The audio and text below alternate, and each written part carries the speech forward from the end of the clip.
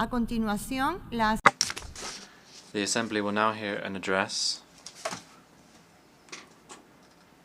by His Excellency Luís Montenegro, Prime Minister of the Portuguese Republic. I request Protocol to escort His Excellency and invite him to address the Assembly.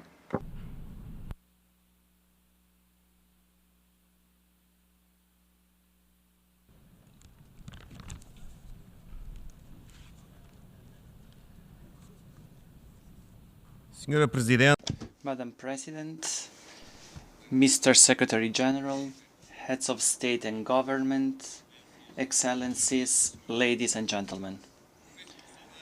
I start by congratulating the President of the 79th session of the General Assembly, Philemon Young, on his election and wish him every success.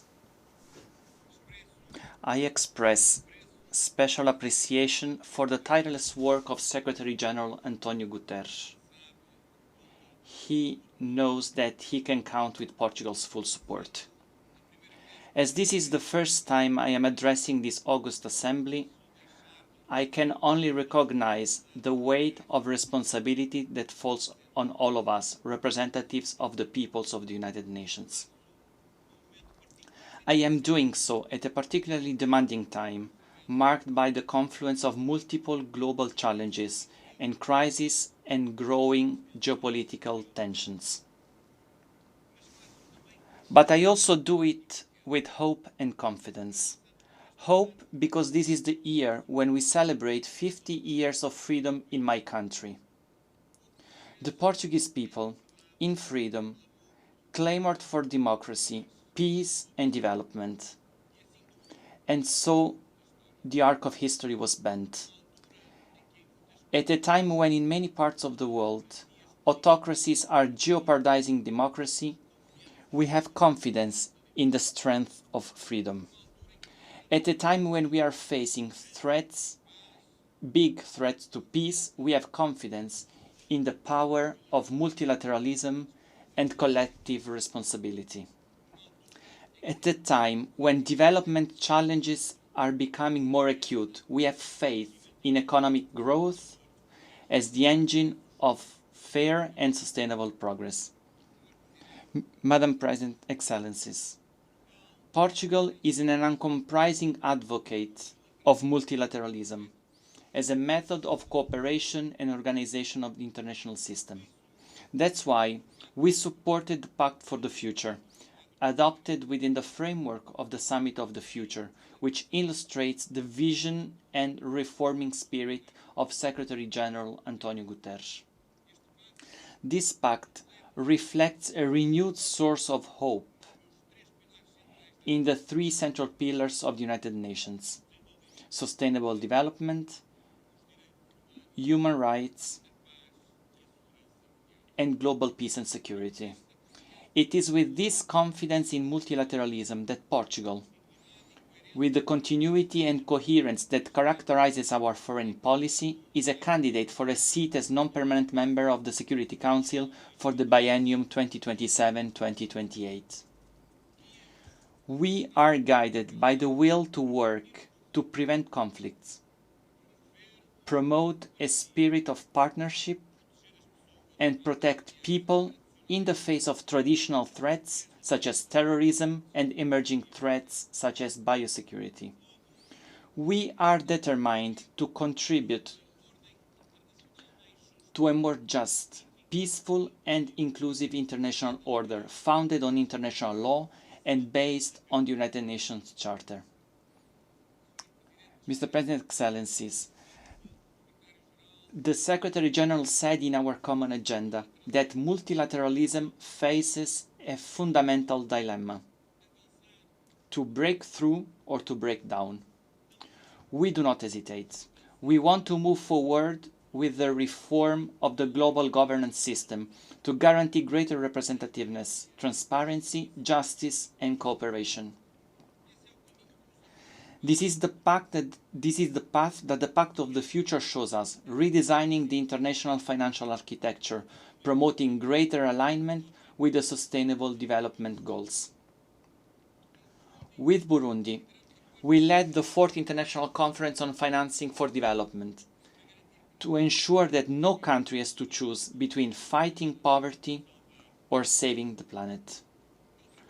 On another front, we are in favor of reforming the United Nations Security Council to make it more representative, agile and functional. Its composition is outdated, and the absence of representatives from some regions hampers its functioning. Portugal supports the African Common Position and the aspirations of Brazil and India to become permanent members.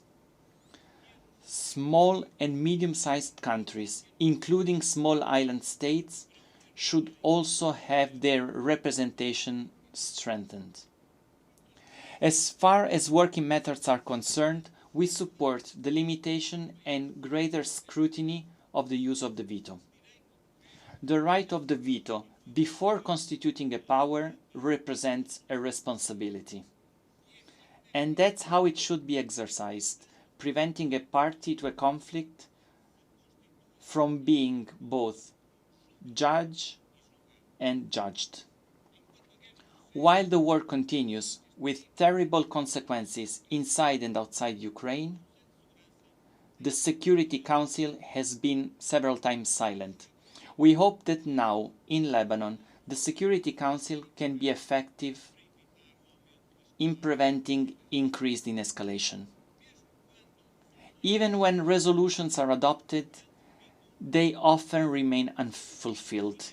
It is imperative that in Gaza and Sudan, all parties do their utmost to ensure the full implementation of the resolutions adopted by the Council. Excellencies, the world is now more prosperous overall, but socioeconomic divides are widening. Eradicating poverty and hunger are the first two sustainable development goals. But chronic hunger is on the rise, affecting 1 in 10 people globally. Acute food insecurity has almost tripled since 2016. In this context, we welcome the Global Alliance Against Hunger and Poverty proposed by the Brazilian presidency of the G20. The hope we are talking about can only be realized if we are able to respond to the needs of millions of people affected by conflict. Ukraine, Gaza, Sudan, Myanmar, Sahel, and now Lebanon are examples of the suffering of millions of people forced to leave their homes and families. I'm also talking about climate refugees, rising temperatures, forest fires, which tragically hit my country recently. Droughts and other extreme weather have forced millions of people to move. At the same time, disrespect for the rights of women and girls, or persecution on religious or sexual grounds, has become more and more widespread in various parts of the world. The context of human rights protection is severely weakened and threatened. It is our collective responsibility to guarantee the respect, protection, and realization of human rights. New technologies, such as artificial intelligence, they constitute an opportunity, but they also create risks. The Pact for the Future points the way to a virtuous balance in this area. We must act to combat all forms of discrimination and hatred that undermine the cohesion of our societies. We will continue in this context to defend the rights of youth. The high-level meeting of the General Assembly on Youth, which, at Portugal's request, will be held here next year to mark the 30th anniversary of the World Programme of Action for Youth, will be an opportunity to move forward on this front. This is a priority for Portugal at home and abroad. Excellencies, peace is the primary objective of the United Nations. And here too we must give a sign of hope. The Russian Federation's war of aggression against Ukraine constitutes a flagrant violation of the international law, which we strongly condemn. The negative effects of this war, the food, energy and inflation crisis, are echoing around the world with the greatest impact on the most fragile regions. We are also deeply concerned about the humanitarian situation and the dangerous escalation in the Middle East region. In view of the events in Lebanon, we call on the parties to exercise maximum restraint to avoid escalation. We firmly condemn the horrific terrorist attacks perpetrated by Hamas on 7 October 2023 and demand the release of all hostages. We will not stand by the humanitarian disaster and the growing number of civilians victims in Gaza. It is imperative to unconditionally cease hostilities, guarantee the entry of humanitarian aid, and respect for international humanitarian law. It is also imperative to resume negotiations with a view to implementing the two-state solution, the only one that can bring peace and stability to the region. Portugal is against the expansion of settlements, the confiscation of land in the occupied Palestinian territories, and the actions of settlers that constitute violation of international law and obstacles to peace. It is our common interest for everyone and shared responsibility to ensure strict respect for international law and humanitarian law. We also need to put an emphasis on prevention and mediation, particularly in Africa. I would highlight Portugal's consistent presence in United Nations peacekeeping operations and missions of the European Union, with national forces deployed in Mozambique, Somalia, South Sudan, Central African Republic, and the Gulf of Guinea. I would also emphasize the contribution of ECOWAS and the African Union to the efforts to promote stability in the region. Portugal supported the resolution that allowed for the establishment of regular UN contributions to the financing of African Union peace operations mandated by the Security Council. We also support the Secretary General's proposals to establish regular contribution to the Peacebuilding Fund. Excellencies, Portugal is a maritime country. 97% of our territory is ocean. We understand the vital role of the ocean in the global economy and also in combating climate change. We strongly support the sustainable management and governance of the oceans and the development of a new sustainable blue economy in line with the 2030 agenda.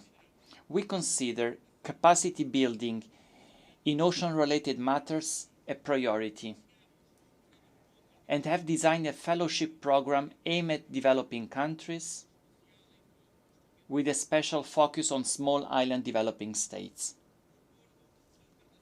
The international agreement on the conservation and sustainable use of marine biodiversity in areas beyond national jurisdiction was a victory for multilateralism.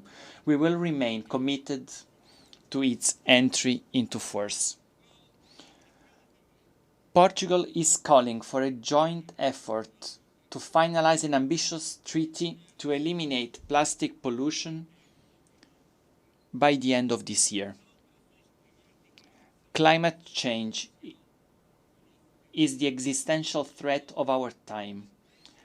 Portugal keeps engaged in investing in renewable energies and in phasing down fossil fuels.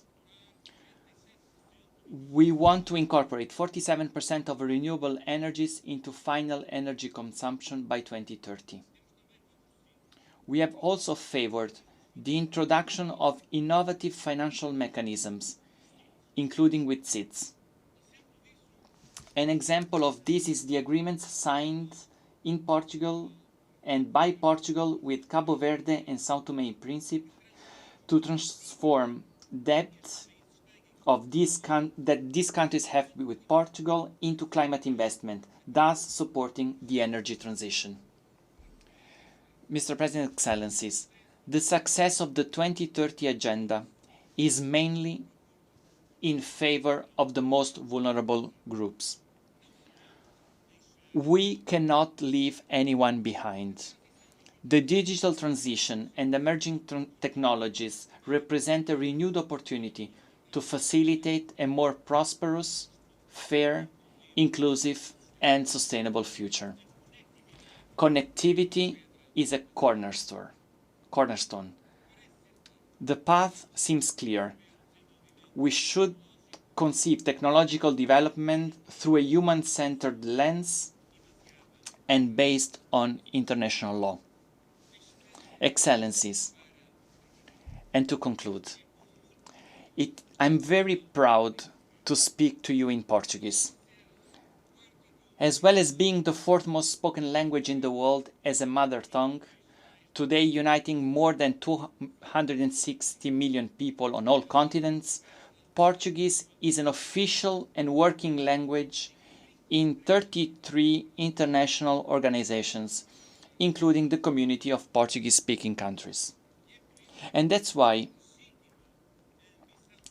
the CPLP's ambition to see the Portuguese language recognized as an official language of the United Nations is therefore legitimate. Just yesterday, I agreed with President Lula da Silva of Brazil that we are committed and willing to work together with all the Portuguese-speaking countries to achieve this goal.